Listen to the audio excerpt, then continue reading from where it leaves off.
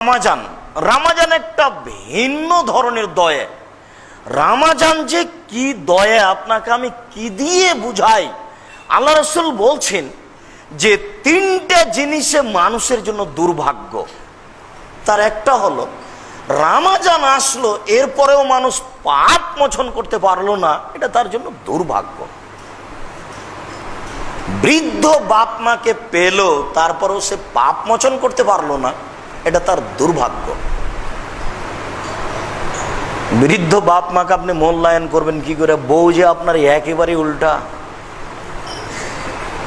এটাই কঠিন। 500 টাকা নোট তো দূরের কথা, 100 টাকার নোট যদি একটা বউয়ের সামনে পকেট থেকে বের করে বাপকে দেন তাহলে বউ খেপে যাচ্ছে।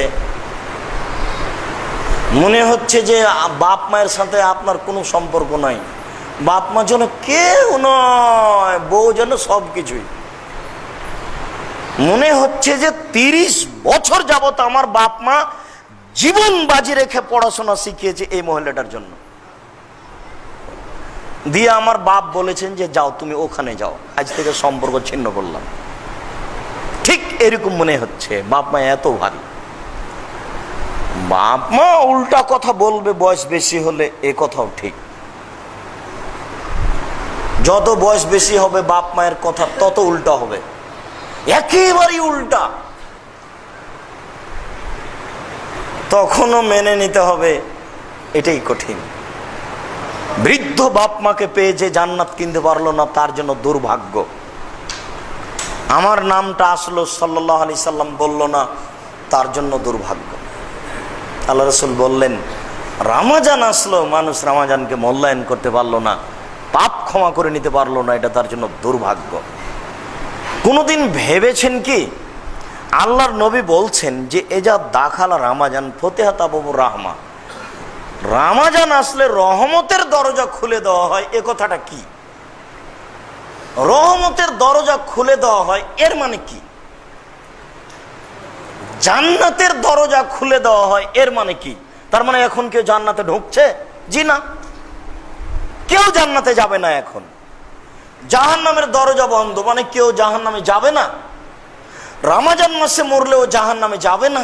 জি না, এগুলো কথা একটাও ঠিক নয়। শুধুমাত্র রমজান মাসকে মূল্যায়ন করার জন্য আল্লাহ জান্নাতের দরজা খুলে রেখেছেন আর জাহান্নামের দরজা বন্ধ করে রেখেছেন। আমরা এই জাতিকে বুঝাতে পারলাম না আল্লাহ রমজানকে কত মূল্যায়ন করেন। আল্লাহ বলছেন যে আমার বিশেষ দয়া দেখাতে গিয়ে রমজান খুলে রেখেছি, যাও তুমি খোলা থাকো। আমার বিশেষ দয়া দেখাতে গিয়ে জাহান্নাম বন্ধ রেখে যাই, জাহান্নামে বন্ধ থাকে। আপনি কি মনে করেছেন যে এখন কেউ জাহান্নামে যাবে না রমজানে মরলেন? জি না, জাহান্নামে যাবেই। তো জাহান্নাম বন্ধ কেন? জান্নাত খোলা কেন? এটা আপনাদেরকে বুঝাতে পারলাম না যে শুধুমাত্র রমজানকে মূল্যায়ন করার জন্য আল্লাহ এটা করেছে। কিন্তু আমি আর আপনি বুঝতে পারলাম না রমজান কি জিনিস।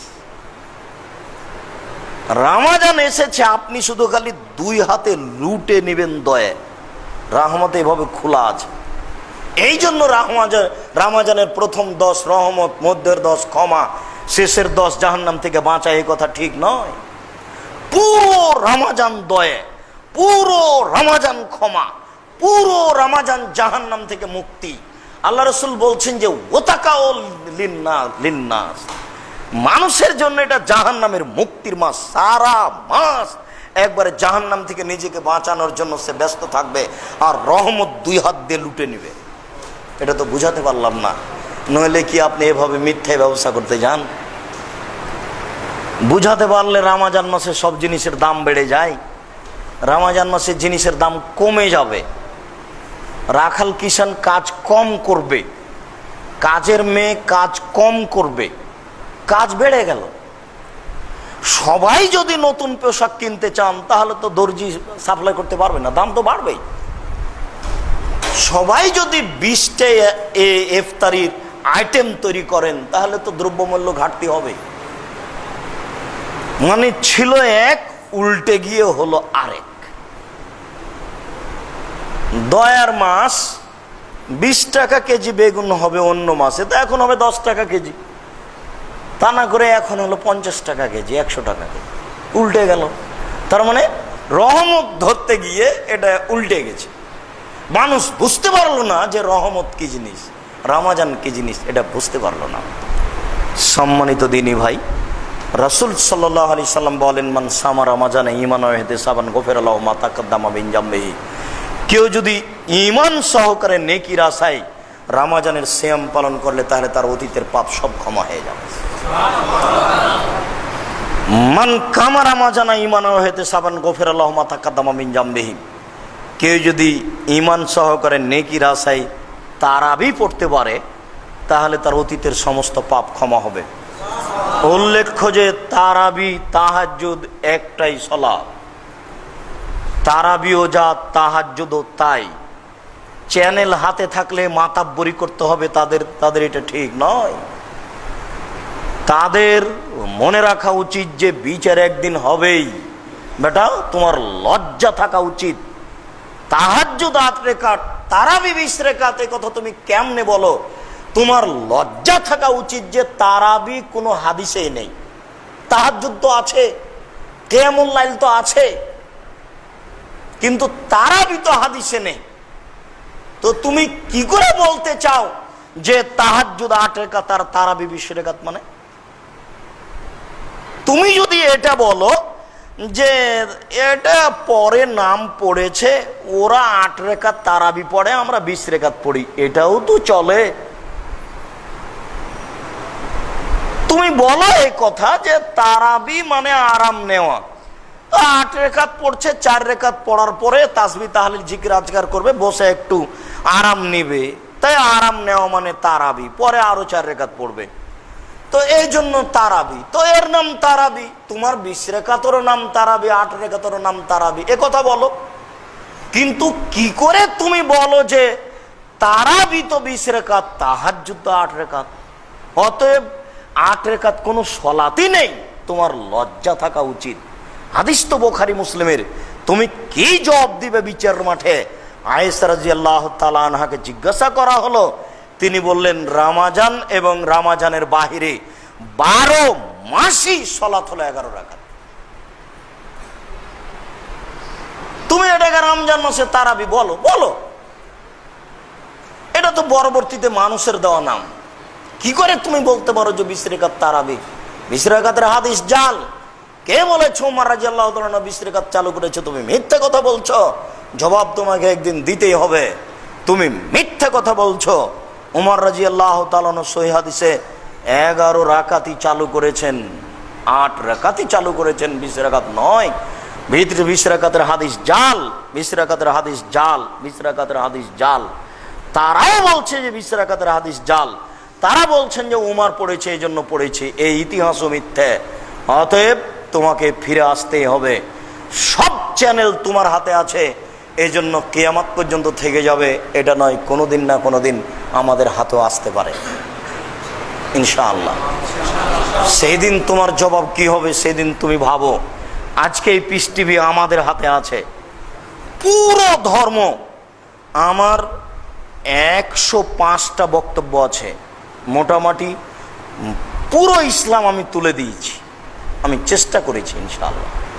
105টা আছে, আর 85টা বক্তব্য আছে আপনার ওই টক শো, প্রায় 250 বক্তব্য আছে আমার। এরকম 10 বছর যাবত আসবে।